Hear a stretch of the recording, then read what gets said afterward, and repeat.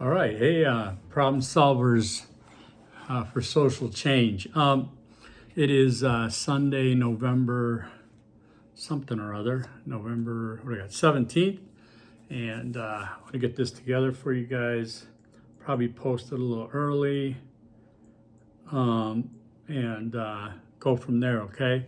So, what I want to emphasize today, first I want to talk about the name of the course, Problem Solving for Social Change, okay?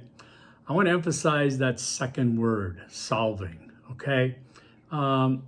It's through no fault of your own. It's just what we hear and how we register things and what we've come to believe as being research and things like that.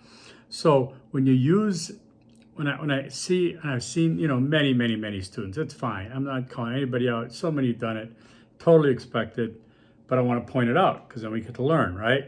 When you use words like, I'm going to research, I'm going to examine, I'm going to address, I'm going to look at. You are problem focused, problem centered, right? You found something, some issue, some problem that you want to research, you want to examine, you want to address, you want to look at, okay? In other words, all right? What I'm saying is, think of that second word, problem solving. No one, just so you know, no one said, I am going to solve this issue. I am going to analyze this issue and present solutions, because that's the main thrust of the course, right? Problem solving for social change. All right, that second word, think of it. What we're endeavoring to do here is solve things, not rehash it, not go over it, not examine it, okay? Because it's not about self-enlightenment, okay? And many of you know a lot about your topic already, which is great. But it's not about that as much as it is, okay, let's solve it. Let's do something to mitigate it. Let's do something, okay? And I know I've told you stories that I've done in the past to try to demonstrate that, okay, as opposed to, tweeting it, Xing it, blue skying it, all that stuff, which doesn't do anything. And as many of you know, I'm not a fan of awareness campaigns. There's a place for them, of course. I'm not convinced the place is this course, because awareness doesn't solve anything, and we're problem solving. Am I right? Am I right? So awareness campaigns to me is just like, you got the problem, you got awareness, and you dig deeper towards solutions and solving and things. We got to get down there, all right? Dig deep, okay? Critical thinking. So think about what you're doing in terms of solving the issue that you've brought me, solving it. You, not the government, not telling the government they need to do this, not telling your community they need to do that, not telling so-and-so they need to do something. What can you do, okay? What can you and I do? And that's where we have to bring it down, narrow down to something that's doable, especially examining that and developing that in a course that's 8 weeks long, that, this signifies the halfway mark we're going to be working towards. So we have to be realistic. We're not trying to do pie in the sky, imagine it. We're not asking kids in elementary school what they want to be when they grow up, and they say football player, basketball player, soccer player, what have you, right? We're asking you now, as people who are finishing their academic journey as an undergrad, and letting you know that you can, in fact, get off the sidelines, get in the game, make some changes, okay?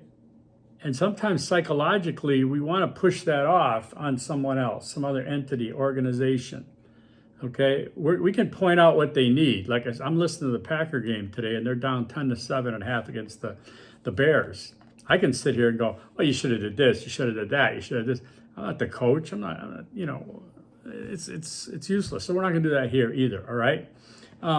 Module 4, make sure you read everything on this one. This one's a big one too, as they all are, and they should be with only 8 weeks, right?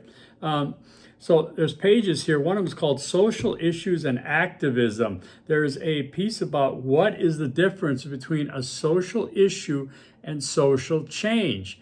huge to start understanding that, contextualizing it, that we have these social issues, we have activism, we have change, we have solving, we have doing, right? Okay, so to quote it says, therefore, social change is the constructing of an action or a set of actions to address, modify, or replace an existing social issue with new behavior, new cultural practices, or even legal action, okay? As the term activism implies, social change requires people to be involved. It requires more than just people wanting to make a change. You see that distinction? We all want to make a change. And if we examine problems, we're basically wanting to make a change. But what are we doing? We're trying to think. We're trying to use your academic knowledge, your skills, your real life skills, and putting those together and to push your critical thinking into areas that could use change in your communities, your areas. And I've seen such great ones, by the way. These 2 sections I have, best ones yet. Okay, for the different issues you want to take on, because I think the broad term here is a social issue, a social problem. It's broad. Okay, again, we can have somebody looking at putting basketball courts in a park, because guess what? That's a ripple effect to a community to benefit it. Okay, a community garden, right?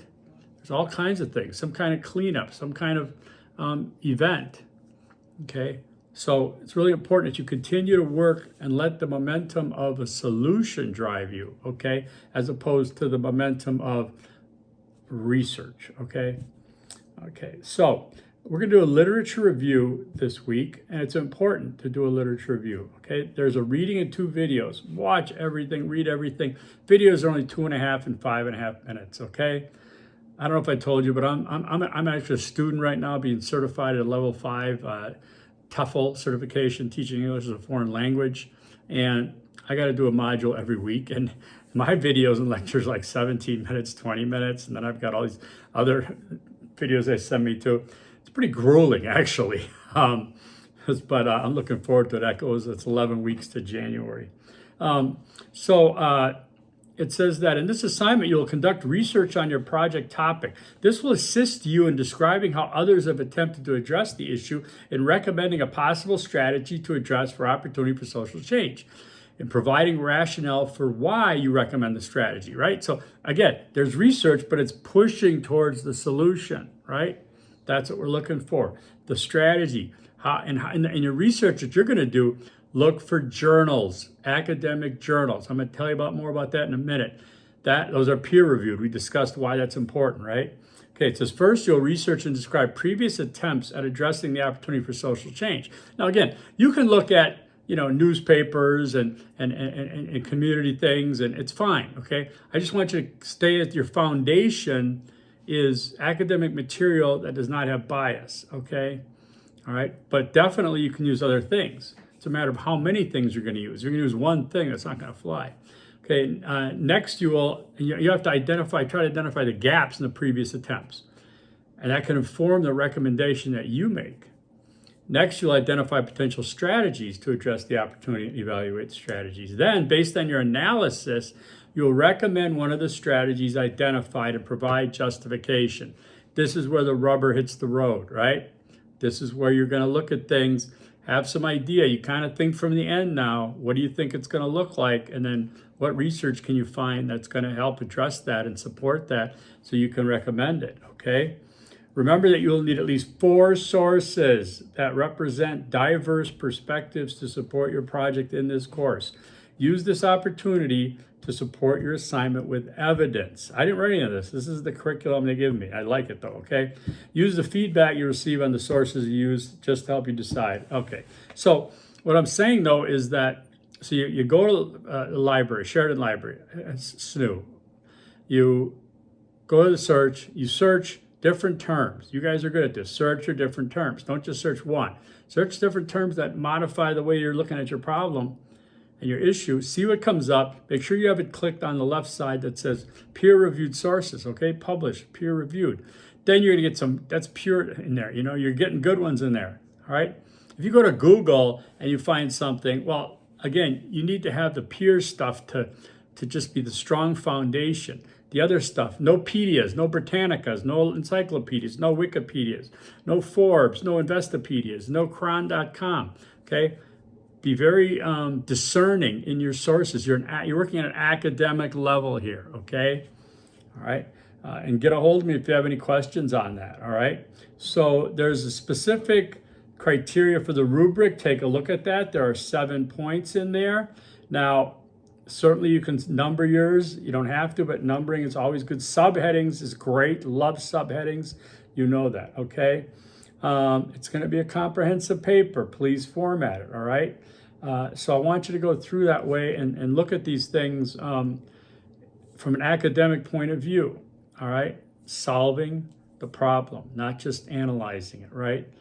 Everybody's doing so great. Thank you so much to those that have connected with me and I've been able to talk to over the phone. It's been a joy. I love it. It's fun to connect. It's fun to feel you getting more advanced and progressing in this topic.